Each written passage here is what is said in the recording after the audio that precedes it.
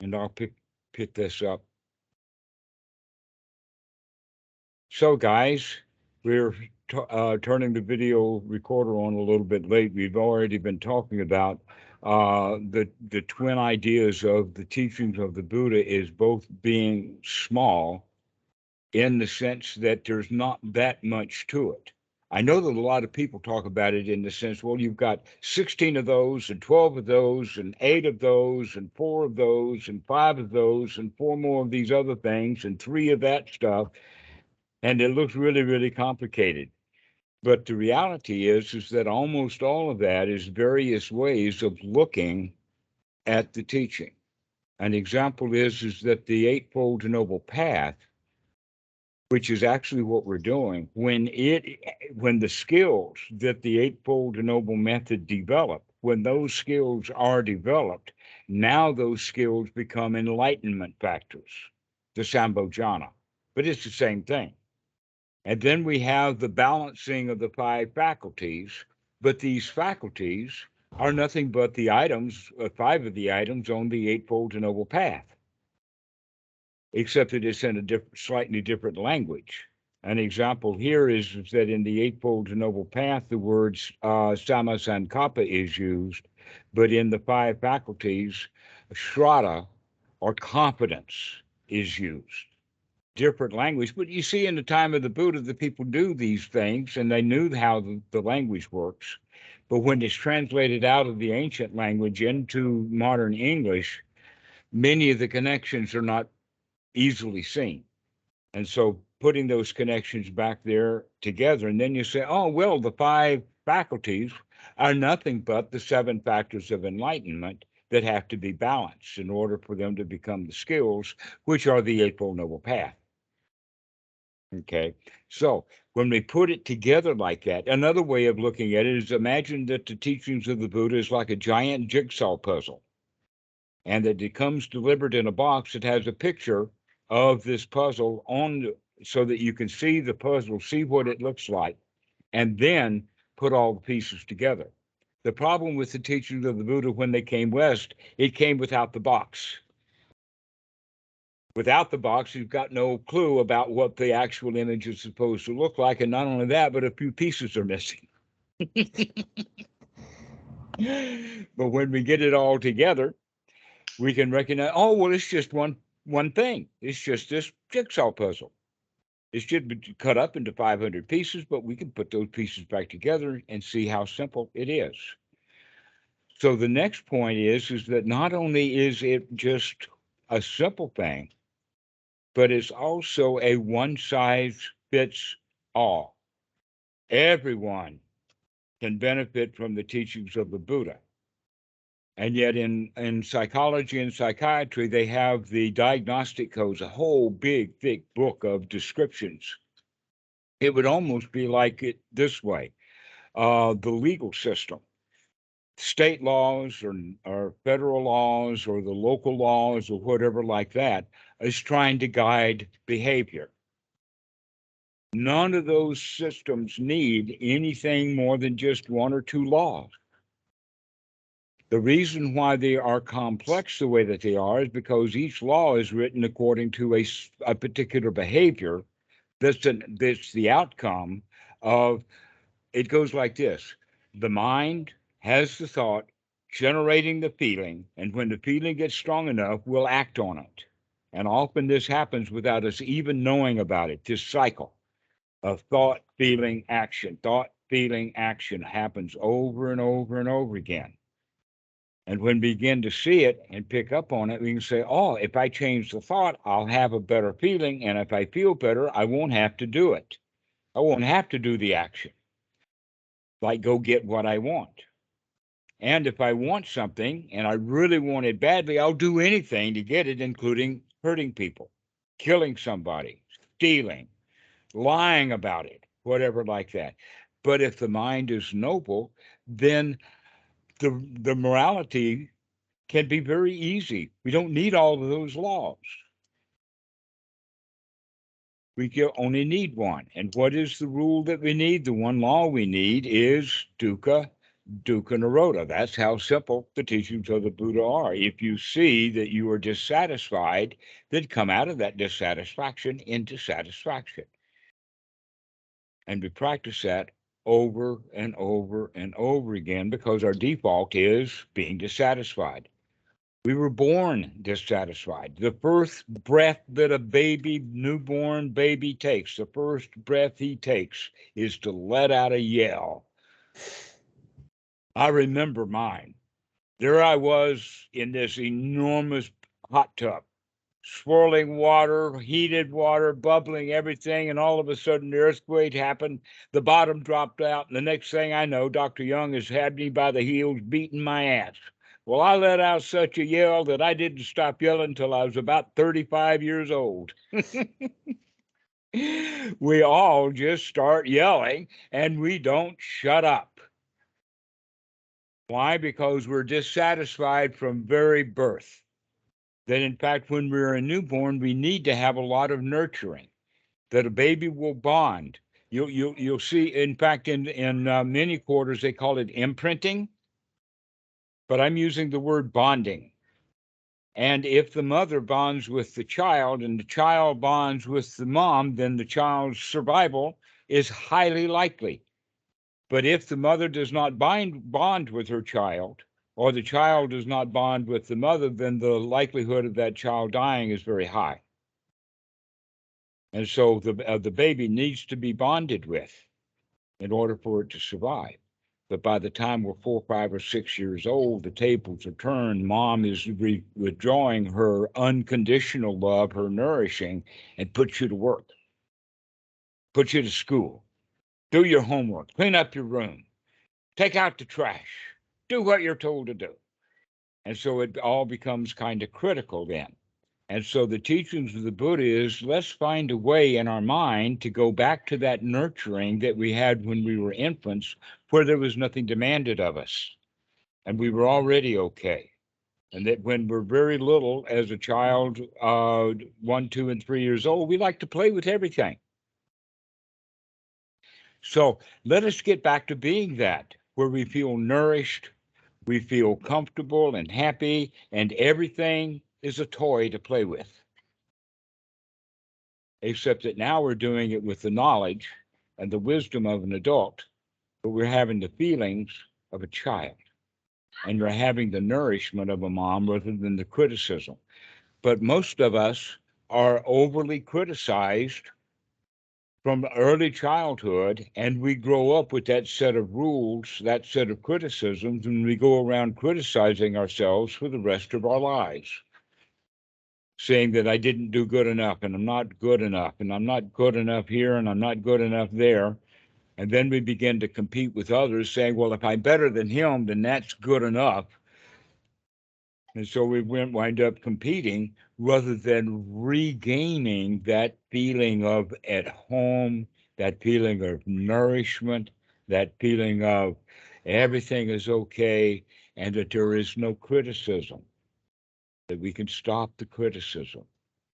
And everyone can benefit from that, whether they have the diagnostic label of schizophrenic or neurosis or psychosis or whatever medicines they're on.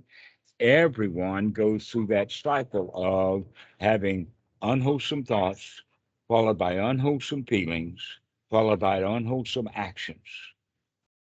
That the mind is the forerunner. In the time of the Buddha, by the way, they had it backwards than that. The Brahmins looked at it like this, that if you do an action, that's like carving it in wood or writing it in stone or writing it on a piece of paper. But your verbiage, your language is like writing it in the sand, and it won't last long. But if you carve it into stone, your behaviors, they last a long time. And then your thoughts are like writing it in water or writing it in the air. That by the time your finger has moved, so has the writing that you're putting down has disappeared. It doesn't stay, right? And so in that regard, and I've seen many people, in fact, the guy's name is Penn. in the group of Penn and Teller. And Penn has talked about this. In fact, the laws have to do with your behavior and that your thoughts are private. So I can think about robbing the bank, but until the cops can gain evidence of it, then it's okay to have the thoughts to rob the bank. Even if I have the thoughts to take me to the hardware store and by buying the hardware to make the bomb to help me break in, right? Okay. But the act of actually breaking into the bank is the rule. That's the law. And that the mind being the forerunner is not the issue because it's the actual actions that matter in our society. That's why we've got such a messed up society, is because the Buddha says is that the mind is the forerunner. If you don't think it, you're not going to feel it. And if you don't feel it, you're not going to behave according to it. And yet we're out there behaving all the time without even knowing why we're behaving the way that we are. But when we start looking at our behavior, then we can recognize how we were feeling. This is why I give some students the example of in your practice. In fact, both of you can start to practice this. Maybe you've already, and that is use your chair as the anchor. Use the posture where you are as a motivation device for helping you to wake up. And here's how we use that. When you are sitting in a chair, when you get up, we almost always get up to go someplace. So we move from the posture of sitting to walking. What I recommend is for you to put the intermediate posture of standing in there intentionally for a moment, for a reason. And that is that when you remember that you're going someplace, that you stand up and then you stay standing and ask yourself, why did I get out of my chair? There I was all fat and happy and everything was on, and all of a sudden something happened that was so strong that it made me get up. And so we can say, well, it was because I wanted coffee, or I wanted to go to the bathroom, or I wanted to go beat that child, or I wanted to go shut him up, or something like that. But at least we now know why we're doing what we're doing. We're reflecting upon it. And so after we reflect a couple of seconds, then we can proceed on to go do what we were going to do. Now, students, when they talk about this later, they say, many times I was already taking 10 steps before I remembered to do this. And so the answer to that is, well, when you do remember it, stop then and reflect. Why did I get out of my chair, and what was so important that I forgot all about watching what I was doing in order to get it? Because here I have taken 10 steps towards what I wanted without even waking up to the fact that I got out of my chair. This is enormously valuable for students to start using these anchors to help us wake up, to come back into this present moment.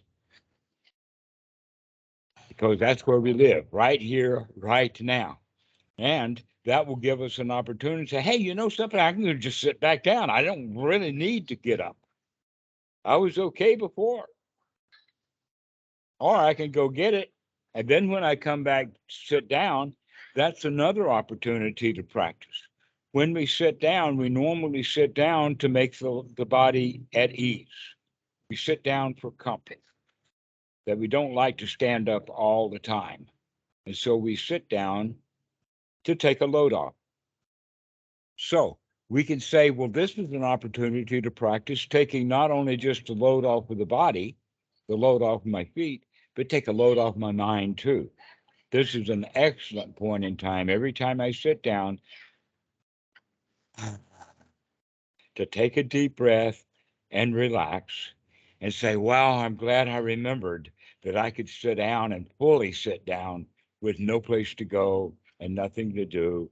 And I could just take a moment and relax.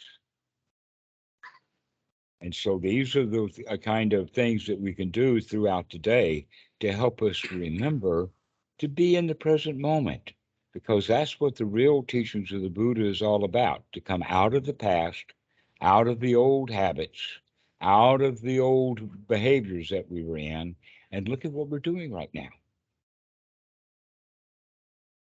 That's all there is to it. It's an easy process, and it's a one size fits all. Everybody can benefit from this, get enormous benefit. The Buddha talks about it in the Ānāpānāsati Sutta, is a practice of great fruit, enormous fruit, great benefit, to start watching our breathing, to watching what the thoughts are, to watch how we feel, and not just to watch, but to take the right effort to change. The easiest thing to change is one's mind, to change the thoughts. An example of that is, think of the color red. You know what red looks like. Everybody knows the color red. You probably got a Santa Claus kind of shade of red. And now think of the color green. And recognize that you just did that. You just changed the mind from red to green. All you have to do now is to remember that you can look at it and recognize you got the red in there. Let's change it to green. That's so much easier when we recognize that, yeah, everybody can change their mind. You can change it from red to green anytime you want to, every time you can remember to do it. And so the next one is to be able to change the body, to intentionally let the body relax. And how we do that is by, first off, watching the breathing, not by just merely watching and then letting it do whatever it was doing, but actually take control with one's right effort to actually control the breathing, to intentionally take a long, deep in breath and get the benefit of that, and then intentionally let it out in a sigh, in a relaxed, in a relief kind of way, and then take another deep in breath, allowing the body to become safe, secure, comfortable. And when the mind is safe, secure, and comfortable, and the body is safe, secure, and comfortable, then that can bring on a state of satisfaction. The satisfaction added now is the sukha, which is exactly opposite of the dukkha of being dissatisfied. And so, practicing with the breathing and with the mind, we now are using those two things to start to control the way we feel. If the body is okay and feeling safe and secure and relaxed, then we can begin to feel it. And so we use the mind to train the body, and then the skills that we have there, we use now to train to feel the way that we want to feel. This is a good question. If you could feel the way you wanted to feel, how would you feel? Would you feel the way that you were feeling now because you've already decided you want to feel like this? How do you want to feel? You can feel any way you want to feel. And yet we were in the habit of feeling in the way that we were trained to feel. We feel the way that we were feeling when we were children. We got into habit of feeling in a certain way, and we continued to feel that same way without investigating it. But once we begin to investigate the way we feel, we recognize we got control over the way we feel too. Even though our language is built otherwise. You've heard in our language, I feel, or I am frustrated. I am angry. No, you're not angry, but there is the feeling of anger that is there. But you're not the anger. So we begin to draw out and recognize, oh, I see the anger, but I'm not angry. I can see the frustration. I can see the anxiety, but I'm the one who sees it. I'm not the one who is it. And so we step out of it and begin to see these cycles that we're caught in. These cycles of thought, feel, thought, feel, until it builds up, thought, feel, and then outburst of behavior. If we can see these thought, feel cycles that we're in, we can say, oh, well, I can put a stop to that. And so the teaching of the Buddha is both simple and it's a one-size-fits-all system. Ānāpānāsati works for everybody. And yet there are 40 different meditations, so they say. But according to Bhikkhu Buddhadasa and quite a lot of Pali research, the Buddha only taught one kind of meditation, and that is this Ānāpānāsati that operates the way that we're talking about. The thoughts, the feelings, our attitude, the body's feelings, the satipatthana. And so all we have to do is remember. That's all we have to do is remember. Because the rest of it is actually fairly easy to do. That in fact, when we get on the roll, for many people, the right effort is difficult because they haven't ever done it before. And not only that, but they don't even think that they can do it. They will say something like, well, I did get rid of that thought, but it just came back. And I got rid of it again and it just came back. Oh, poor me, I can't get rid of it. And the answer to that is, you just told me you got rid of it twice. You just showed me that you had success twice, but now you're still feeling like a victim. All you need to do is a third time, and then a fourth, and then a fifth, and then a 90th, and then a 5,000th. And by the time you can do it 5,000 times, you're getting pretty good at it. And so the effort becomes quite easy. But if we don't remember to take the right effort, then we're stuck. That it doesn't matter what skill you have. If you don't remember to apply that skill, the skill's not going to do you any good. Laurent, your mic has gotten kind of noisy. Yeah, just closing your window. Sorry. No problem. We saw it, and we knew what to do about it, and we fixed it. That's Ānāpānāsati right there. All we had to do is just close the window.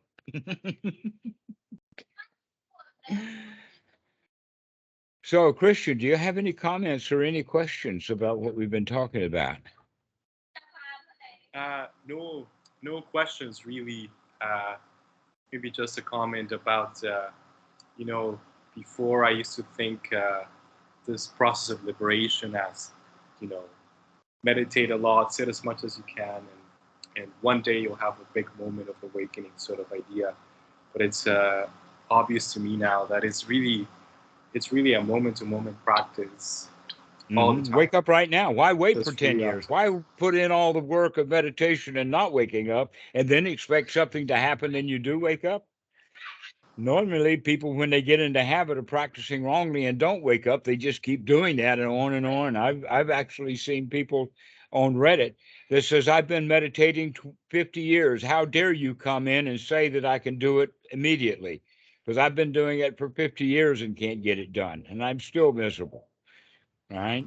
That's the attitude that people have when they are practicing incorrectly, thinking that it's going to be out there in the future. So in fact, everything is just right now. Even out in that future, when you get there, guess what? It'll be a now. Now he finally wakes up. Now he finally decides he can feel good. I mean, what's it going to take? What was your idea? I mean, I think most people have the idea that maybe the karma machine is going to waltz into the room with Shaktipat and do some umi-dumi gabi meditation kind of lip music or chanting or whatever, splash some water on you, and all of a sudden you feel good because something else did it to you. Yeah. Right. Now you recognize that no, you do it to you because it's your choice. Why wait? Yeah, I think this body and mind is the path itself. It's the form that has to wake up. So, this is the basic practice. Back to the Four Noble Truths and the Eightfold Noble Path. That's all the Buddha teaches. That in fact, the very complicated topic that Laurent and I have spent some time on, called Paticca Samuppada or Paticca Samuppada in the Thai, and also known as dependent origination in English, that's actually nothing but a discussion of the second noble truth. And you can see that it leaves all of the footprints. in the sense of the second noble truth says the cause of dukkha is lobha, moha, dosa, greed, ill will, and stupidity or ignorance. Well, the paticca samuppada starts with ignorance and winds up in dukkha, and there the feelings are right there in the middle. That's amazing that it's just a teaching. And not only that, but the five aggregates are added to that teaching of paticca samuppada in the sense of there is no self in those aggregates, like the body. You are not the body. Many people are confused about that. They're so confused, we have entire industries like cosmetic. How about Gucci, Prada, high fashion, jeans, all of this kind of stuff is I am the body. I am, or another expression would be the clothes make the man. Have you ever heard that expression before?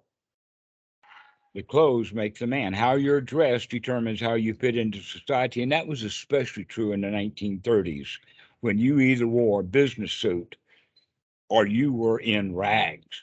Even if your business suit was a rag, at least you were wearing a business suit. And you still see that very much hung over. All the politicians still wear business suits, but many CEOs don't bother wearing those business suits anymore. It's only the politicians now, or maybe the anchors on the newscast. But a clear example of that is Vladimir Luzinski, who is the prime minister of Ukraine. He wears a T-shirt. But Putin, he wears a business suit. There's the example there. The clothes make the man, at least in Putin's eyes. All right. So if we can get out of that and recognize, no, your mind is what makes the difference, not how we're dressed. The mind is the forerunner. The mind is how we decide all of that. And so we can begin to disregard how people are dressed and start looking at, first off, their behavior, because their behavior will reveal how they feel. You won't ever know what they're thinking, but at least you can see their behavior and you can read how they feel. And so we can only do that when we're watching, when we remember to look. And if we can see that in other people, we can also see our own feelings, we can see our own behavior, but in our own mind, we can also see the thoughts. Some of them are very fast. Those thoughts actually influence. And so the mind is the forerunner. And so getting a hold of the mind and recognize you can change the mind. You can change the mind and change it into the way that will guide you into the feelings that you want to have. And so if you want to feel safe, then talk to yourself about the fact that you are safe right now. The boogeyman is not under your bed. The bear is not in the closet. The police are not breaking down the door. Well, I can feel safe. And yet many of us will sit in meditation and feel unsafe and not even aware that they feel unsafe. They begin to recognize, oh, I've got anxiety. I wonder where that came from. It came from not feeling safe. If you feel safe and secure and comfortable, then there is no reason to have any fear. And so we actually practice telling ourselves, no fear, nothing to worry about, no dangers, no pythons, no rattlesnakes, no crocodiles, nothing's there. What a relief. No jobs to do, nothing to do, no place to go. Wow, I can just relax. So we practice this over and over and over again. Getting that mind straightened out to where there's no place to go and nothing to do. You can just relax. There's nothing dangerous. Nothing needs to be done. I don't need to get enlightened. I just need to enjoy the enlightenment that there is there now when I'm light, not heavy. But if I want enlightenment that I feel already heavy, you can recognize that wanting something that we don't have And that's very common for meditators of wanting enlightenment, and they wind up not getting the benefit out of their meditation because they're not getting what they wanted. So they tell themselves, oh, well, you got to do this for years and then you can get it. Rather than, oh, no, all I have to do is change my style and get it right now. You're already enlightened. Get over it. Just relax. You've already won.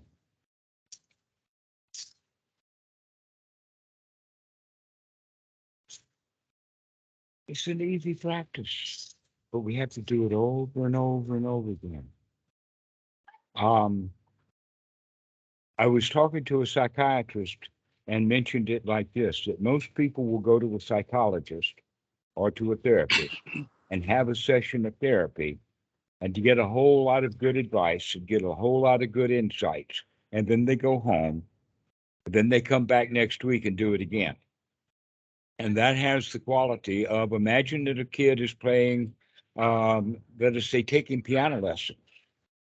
When you take piano lessons, when you go home, you need to practice the piano so that you can be ready for the next lesson. But if the child has no piano, then what is good is it going to do him to take piano lessons for 30 minutes once a week? That's the way that psychology is. Or that's religion. Oh, I'll be religious on Sunday morning and the rest of the week, no piano to practice. Except that the beautiful part is that we've got two of the most important things that we need to practice with everywhere we go. We've got our breath and we've got our mind. You're ready to go. You're ready to practice wherever you are. All we have to do is remember. Remember to practice. Practice what? Feeling good. Practice feeling safe. Practice feeling comfortable. Practice relaxing. Practicing sabai. Sabai is the Thai word for it. Everything is okay. And we need to practice that over and over again because heretofore we've been practicing, oh, I've got to go do this, or oh, I've got to go do that, or this needs to be done, or what can I do next? And so we have to change that habit into all the work that needed to be done has already been done. Now it's time to take a lunch break. The whistle just blew. You just blew the whistle. Time to take a rest. You have to remember to blow the whistle. And so that's why I recommend that whistle would be when use the chair as that whistle. That as soon as you stand up, remember to figure out, why did I leave my chair? I was comfortable and happy before I got up. What was possibly so important that it made me get up out of my chair? So we could look at our feelings, look at our mind. How many times, Laurent, do you get out of your chair every day? 30, 40, 50 times? Yeah, probably 30. Yeah, so that's 30 times opportunities to practice right then. Mhm. How many of them can you remember? At the moment, not much. Well, in the beginning, not so much, but you keep practicing and pretty soon you'll remember it a lot. In fact, you'll get up every time you get up and you'll have a big smile or maybe even a chuckle. Caught that one. Yeah, sometimes I even sit back down. Yeah, sometimes you'll just sit back down. There's no reason to get up. We just got up because we weren't watching what the mind was doing. And so something happened, and then we felt, and then we got up and we went, when in fact, there was no need to do any of that at all. So this is about enough that we've had today on this one theme of it's a simple practice and it works for everybody. Doesn't matter what clinical diagnosis, doesn't matter what pills you take, it doesn't matter what you think your problems are. The only problem you've got is you don't remember that you don't have any problems. Mhm.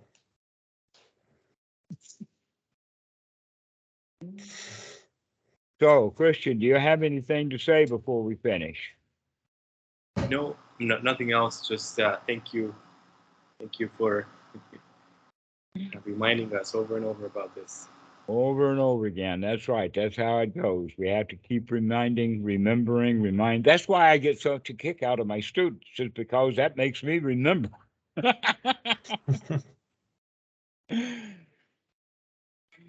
Laurent, do you have anything?